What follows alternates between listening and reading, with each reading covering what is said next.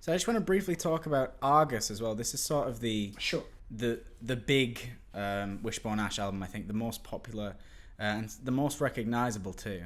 Well, as I already said, I mean, it was the third album with the same team. That really Yeah. helps, you know. It was we were working together like a well-oiled machine. Was it just all coming naturally to you all? Well, I have had these ideas since the '60s, really. You know, big issues, big themes, time.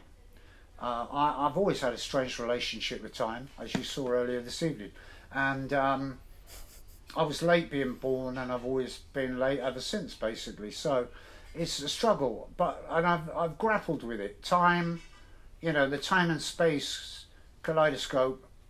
I've struggled with it, and time is a constraint of the world in which we live. Really, if you're somewhere different in space, it's a different time.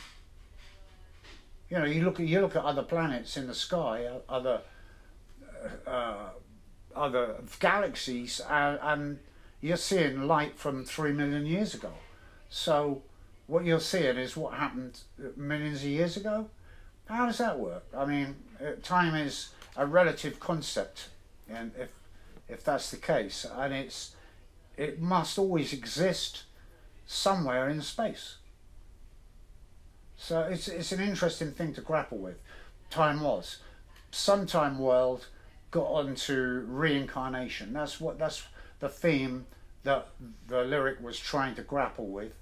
You know, I mean, I can't believe that I was thinking about those things back in the '60s, but I was.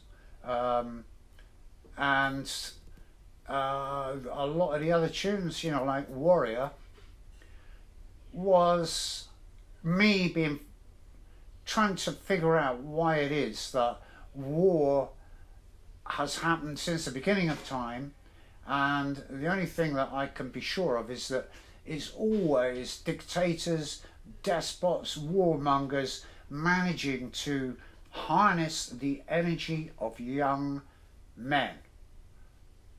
You know, guys who want to fight for a cause, they're full of piss and wind, stroke passion, and they sign up and they fight.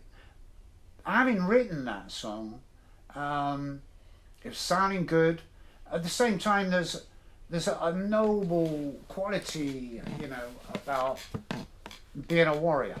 You know, such as in the olden days, such as in Japanese culture, ninja warrior. It's a special thing for a guy. So once I'd finished the tune, I was a little bit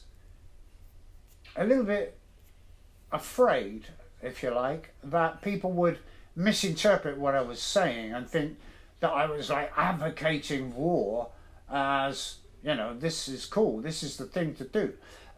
So being a bloody Libran, I decided that I needed to balance it with another tune that should be a song of peace.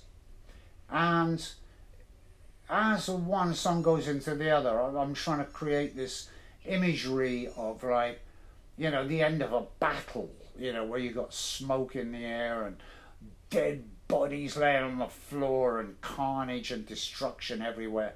And then you go into this song of peace, which was throw down the sword, and that is pretty much a hymn like when I was a kid and I sang in the church choir. Ended up becoming head choir boy even. So, you know, I'd been soaking up religious music for years, and singing, and also listening to a hell of a lot of classical music. We discovered that, you know, I could sing melody, which I call pseudo-classical melody, all day long, because I'd listened to so much classical music. And that's what I used to do. I mean, you could sing it as a vocal, you know, and then work out the harmony. I'd sing a harmony and it would sound good, but if we transposed that onto the guitar, it sounded really good. That gave us what is now called a signature sound. You know, the minute you heard that tune on the radio, you knew who that band was. It was Wishbone Ash because of the harmony guitars. Yeah, yeah. I didn't tell you about Blowing Free. I'd had this idea way back in like 67 or 68 about this Swedish girl I'd fallen in love with. But I tried to convey to Andy and Ted how I wanted it to sound, which was a boogie, a 6/8 shuffle rhythm, much like a song by Steve Miller. It's called Children of the Future. Right. The whole song came together pretty well, except we didn't seem to be able to get the energy to record it. We tried it once or maybe even twice before we got to the Argus album. I insisted on trying it again, and we played it in the studio. You can hear the bass on the recording is so damn pushy and is like screaming, "You will work this time, you son of a bitch," you know. And sure enough, I actually, when I came into the control room and listened to it, I thought, wow, these guys are finally injecting some bloody life into this thing, and it's sounding good, great.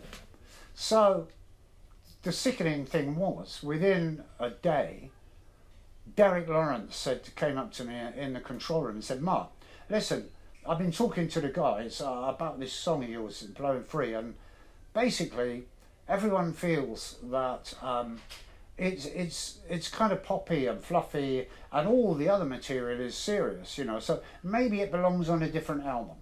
I was gobsmacked, and I said to him, "Derek, no frigging way. Blowing Free is going on this album, okay? End of conversation. And the reason it's going on there is precisely because the album is so serious, and it needs some light relief. It needs a bit of balance, or else it's too much of one thing, you know." And he could see that I was really intense about it and passionate about it, and it wasn't worth getting in a fight about. So he went away and discussed it with the lads and explained to them that Martin is adamant that it has to go on the album. I mean, can you imagine Argus without that tune? I was pretty peeved that the band I told them that I wanted songwriting credit for writing the whole bloody album, and they were not happy about that at all. They said that we had always credited all the songs to everyone, which we had pretty much done on the first album and Pilgrimage. But I felt that it was right that, you know, songwriters receive credit for what they do. But they would not back down, and in the end, I had to either look at going and getting a lawyer and putting a stop on the album being released, or go with it. So, you know, I had to back down, basically. And I didn't let the principle go. I mean, I kept on banging away at it, and eventually it was changed to reflect who had actually written the song, not all for one for all. That's okay for an album or two, but not forever.